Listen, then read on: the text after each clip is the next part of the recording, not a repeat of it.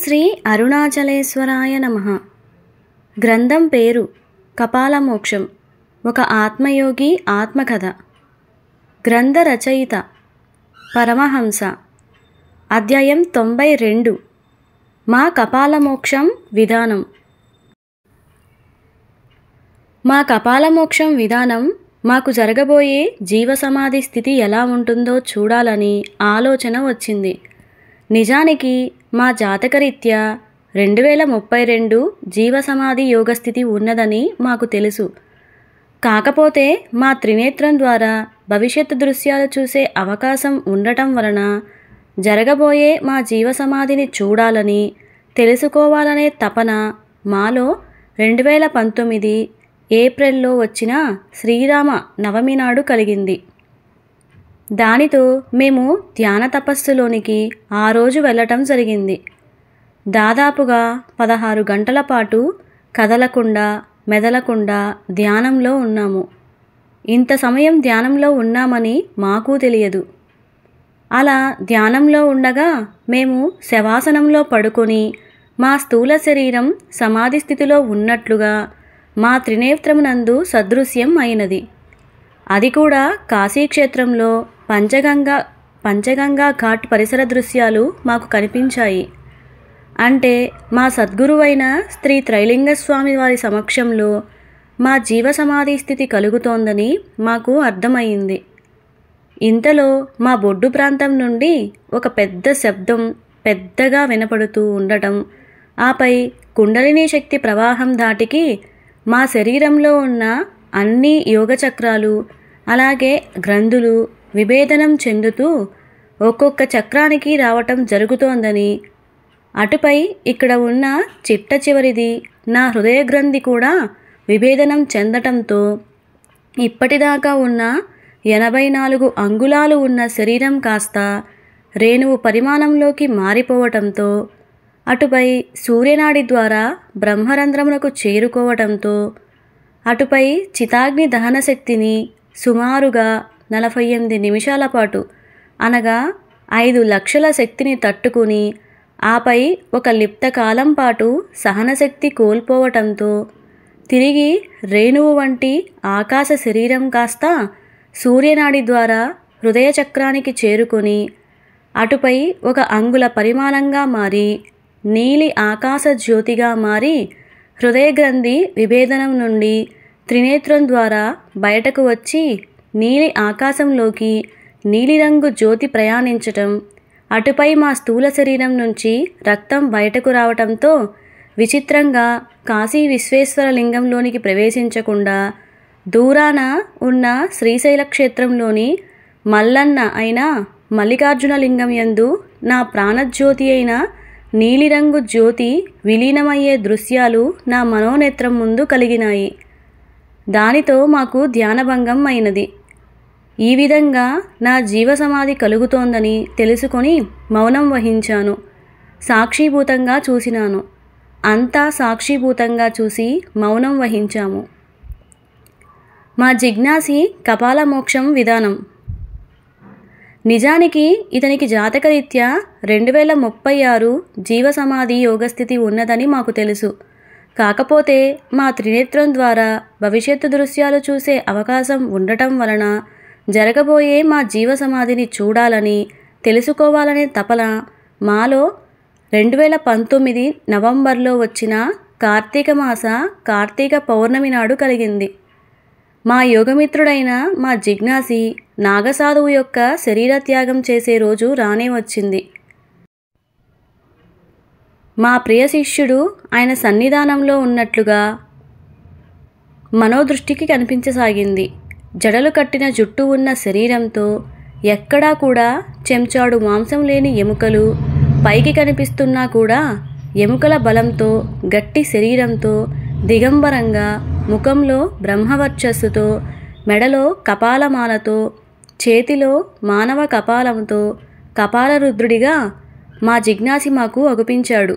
ఇంతలో ఆయన చుట్టూ సుమారుగా 35 మానవ కపాలాలు చుట్టూ చేరి తిరుగుతూ ఉంటే ఈయన వాటికేసి చిరునవ్వు నవ్వుతూ వాటికి శనగలు పెడుతూ ఉంటే అవి కాస్త వీటిని కరకరా నములుతూ ఉంటే, మా ప్రియశిష్యుడు బిక్కముఖం వేస్తూ ఉంటే, ఈ కపాలాలన్నీ కూడా గత జన్మలో వీరు పొందిన కపాలమోక్షం కపాలాలని, ప్రస్తుతం కపాలమోక్షం కోసం ఈ జన్మ ఎత్తి యోగ సాధన చేసినారు అని మాకు అర్థం అయ్యింది. ఇంతలో మనోబుద్ధి అహంకార చిత్తములు నేను కాదు, శ్రవణ జిహ్వాలు కానీ, నేత్రగ్రహణములు కానీ నేను కాదు, పంచభూతాలు నేను కాదు, నేను శాశ్వత ఆనందమగు సచిదానందమును, అట్టివాడిని నేనే, శివుడిని నేనే, శివోహం అంటూ మా జిజ్ఞాసి ఒక్కసారిగా గట్టిగా ఊపిరి పీల్చుకొని వదిలాడు. ఆ తరువాత 3 సార్లు ఓంకారనాదం, ఆపై తుంకారనాదం చేస్తూ తనలో తారకరామ బ్రహ్మశబ్దం చాలా పెద్దగా, చాలా స్పష్టంగా బయటకు వినపడుతూ ఉండగా, ఈయన భృకుటిలో నిలిచి ఉన్న ప్రాణవాయువు ఒక బుల్లెట్ లాగా పైకి వెళ్ళి దశమరంధ్రం అయిన మాడు భాగంలో ఉన్న బ్రహ్మరంధ్రమును ఛేదించుకుని బయటకు వెళ్ళిపోయింది. దానితో చితాగ్ని రావాల్సిన చోట కొద్దిగా రక్తం రావటం జరిగింది. ఈయన శరీరం పక్కకి వంగిపోతూ ఉండగా ఈయన కపాలం నుంచి అగ్ని తేజస్సు బయటకు వచ్చి శరీరమును దహించడం ఆరంభమైంది. యోగాగ్నితో ఈయన దహనం అవుతున్నారని మేము గ్రహిస్తూ ఉండగా, ఈయన దహనాగ్ని నుండి ఒక దివ్య జ్యోతి వెలుగు ఈశాన్య దిశ వైపు ప్రయాణం చేస్తూ ఆకాశ మార్గంలోనికి వెళ్ళి ధృవతారగా నిలబడిపోవటం గమనించేసరికి ఈయన దహనాగ్ని అగుపించలేదు, శరీర విభూతి కూడా అగుపించలేదు. ఆ ప్రియశిష్యుడు అక్కడ ఇదంతా చూసి ఆనందంతో కూడిన సంతృప్తితో ఆ ప్రాంతంలో ఉన్న జ్వాలాముఖి దేవాలయం దర్శనానికి బయలుదేరటంతో ధ్యానభంగం అయినది. మాకు కూడా ఆనందంతో కూడిన సంతృప్తి కలిగింది. ఒక జీవి యొక్క జీవితం వృధా కాలేదని సంతృప్తిగా ఒక దేహ జన్మకి విముక్తి కలిగింది కదా. ఎందుకంటే సర్వేంద్రియాలు నిగ్రహించి మనస్సును హృదయమునందు స్థిరంగా నిలిపి అట్లు వశమైన స్థిర మనస్సు ద్వారా ప్రాణశక్తిని హృదయ చక్రమునందు నిలిపి సర్వేశ్వరుని యందు ఎంతో ధ్యానంలో నిమగ్నుడై అక్షర పరబ్రహ్మ స్వరూపమైన ఓంకారమును ఉచ్చరిస్తూ నిర్గుణ పరబ్రహ్మమైన నన్ను చింతించుచు దేహత్యాగం ఉనర్చువాడు పరమగతి పొందును. ఇట్టి పరమసిద్ధిని పొందిన మహాత్ముడు నన్ను చేరిన పిదప దుఃఖాలకు మూలమైన నిలయమైన క్షణభంగురమైన పునర్జన్మను పొందరని స్వయంగా శ్రీకృష్ణ పరమాత్ముడు భగవద్గీతలో చెప్పడం జరిగింది కదా. అంటే పునర్జన్మ పొందరన్నమాట. అంటే వరి గింజ పైన ఉన్న ఒక పొర తొలగిపోతే ఎలా అయితే బియ్యపు గింజగా ఉంటుందో, ఇక ఆ బియ్యపు గింజ తిరిగి వరి గింజగా ఎలా మారదో, అలా అజ్ఞాన పొర తొలగిన వారికి మా జిజ్ఞాసి జన్మరాహిత్యం పొందినారు అని అర్థమైంది.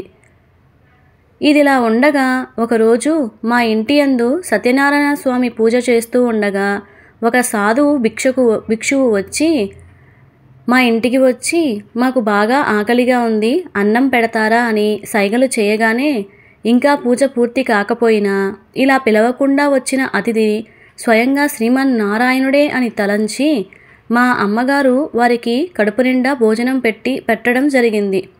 ఇలా భోజనం తిని వెళ్ళిపోతున్న సాధువును చూసి మా ఏకైక పరమశిష్యుడు ఆశ్చర్యం చెందుతూ, స్వామి మీరు ఇలా ఎలా, మీకు కపాలమోక్షం జరిగింది కదా అంటూ వారి కాళ్ల మీద పడగానే సర్వే జనా సుఖినో భవంతు అని మౌనంగా దీవించి వెళ్ళినారు.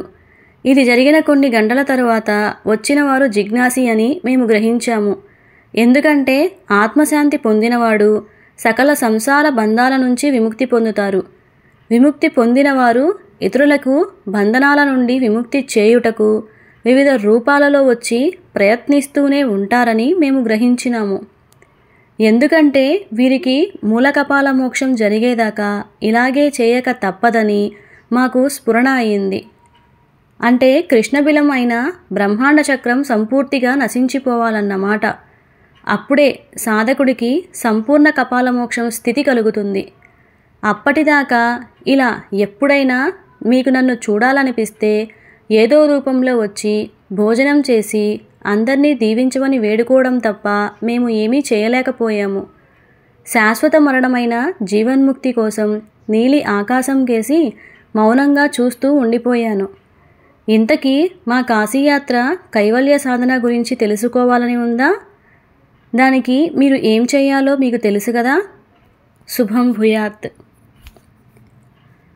గమనిక: ఇప్పటిదాకా మీరు చదివిన మా జీవ సమాధి వివరాలు అన్నీ కూడా మా ఆది సమాధి దృశ్య వివరాలని తెలుసుకోండి. అంటే ఆదిలోనే నేను లేను, కానీ ఈ శాశ్వత మరణ జ్ఞానానుభూతిని నేను పొందకపోవటం వలన, నేను మరణించిన విషయం గ్రహించకపోవటం వలన రేణువు వంటి మా ఆకాశ శరీరం కాస్త అంగుళ పరిమాణ సంకల్ప శరీరంగా రూపాంతరం చెందింది. అటుపై ఇక్కడ కూడా మరణించిన విషయం గ్రహించకపోవటం, ఈ అంగుళ శరీరం కాస్త 3 అంగుళాల కారణా శరీరంగా రూపాంతరం చెందింది. అటుపై ఇక్కడ కూడా మరణించిన విషయం గ్రహించకపోవటం, ఈ 3 అంగుళాల కారణా శరీరం కాస్త 83 అంగుళాల సూక్ష్మ శరీరంగా రూపాంతరం చెందింది. అటుపై ఇక్కడ కూడా మరణించిన విషయం గ్రహించకపోవటం, ఈ 83 అంగుళాల సూక్ష్మ శరీరం కాస్త 84 అంగుళాల స్థూల శరీరంగా రూపాంతరం చెందింది. అటుపై ఇక్కడ కూడా మరణించిన విషయం గ్రహించకపోవటం, ఈ 84 అంగుళాల స్థూల శరీరం కాస్త మళ్ళీ తిరిగి 83 అంగుళాల సూక్ష్మ శరీరంగా రూపాంతరం చెందింది. అటుపై తిరిగి మళ్ళీ కారణ, సంకల్ప, చివరికి రేణువు వంటి మా ఆకాశ శరీరంగా రూపాంతరం చెందింది. మరణించిన విషయం గ్రహించకపోవటం, మళ్ళీ అక్కడి నుంచి తిరిగి సంకల్ప, కారణ, సూక్ష్మ, స్థూల శరీరంగా రూపాంతరం చెందింది. నేను కాస్త బలహీనత మాయకి గురి కావటం వలన, అపస్మారక స్థితిని పొందుతూ ఉండటం వలన ఇలా కొన్ని కోట్లానుకోట్ల సంవత్సరాల పాటు ఈ చేస్తున్న పనినే చేస్తుంది. కానీ ప్రస్తుత సాధనా జన్మ వలన మా ఏకమూల కపాలం నందు నేను లేను అని స్వానుభవానుభూతి పొందటంతో, తద్వారా మాకున్న వివిధ శరీరాల బలహీనతల మహామాయలు దాటటంతో మా ఆకాశ శరీరమునకు కపాలమోక్ష స్థితి అనగా శాశ్వత నిశ్చల స్థితి పొందటం జరిగింది. దానితో మాకు మిగిలిన 4 శరీరాలైన సంకల్ప, కారణ, సూక్ష్మ, స్థూల శరీరాలకి మరణస్థితి జ్ఞాన అనుభూతిని ఇచ్చేవారు లేకపోవడంతో, వీటికి మా ఇచ్ఛామరణ సిద్ధితో వరుసగా మా 42, 46, 48, 54 సంవత్సరాలలో అనగా రాబో 12 సంవత్సరాల కాలంలో, ఈ సంవత్సరాలలో ఈ 4 శరీరాలకి అనగా విషజ్వరం వలన, నయంకాని షుగర్ వ్యాధి వలన, గుండె వ్యాధి వలన, కిడ్నీల వ్యాధి వలన ఇచ్ఛామరణం కలుగుతుంది. అదేవిధంగా మా జిజ్ఞాసికి కూడా రాబో 12 సంవత్సరాల కాలంలో ఎప్పుడైనా ఎలాగైనా తన 4 శరీరాలకి కూడా ఇచ్ఛామరణ సిద్ధి ద్వారా శరీరత్యాగం చేస్తాడన్నమాట. ఇక దానితో మా ఇద్దరికి, మా పంచ శరీరాలకి పంచకపాల మోక్ష స్థితి పొందటం వలన మాకు సంపూర్ణ కపాల మోక్షం జరుగుతుంది.